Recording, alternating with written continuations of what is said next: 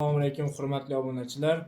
2025-yil 5-dekabr kuniga navbatdagi bemorimizdan intervyu olamiz. Ya'ni bularda qanday o'zgarishlar bo'lgan, shu haqida batafsilroq gaplashamiz. Assalomu alaykum. Assalomu alaykum.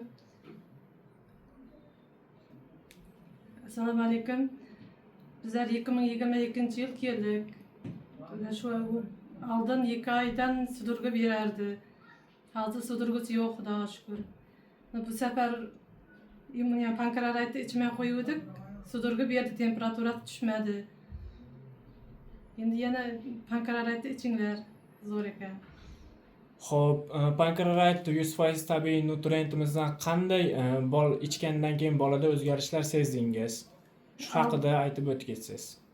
Oldin pankreatni ichirgan paytimizda shamollamasdi.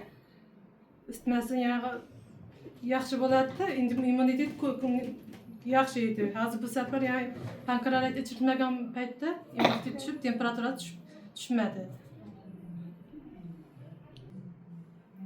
Shu dori ichgandan keyin immunitet ko'tarildi bolamning. Oshqozon ishtahasi yaxshiladi. Gripp bo'lishi sekinlashdi.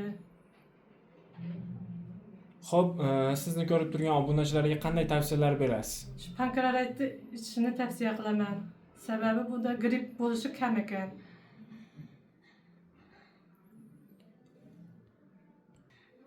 Sog'lom turmush klinikasiga kelinglar.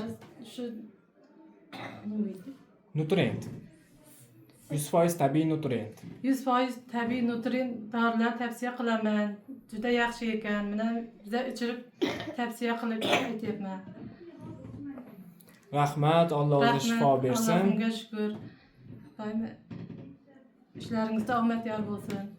Rahmat, sizlarga ham Alloh shifo bersin. Sog' salomat bo'linglar.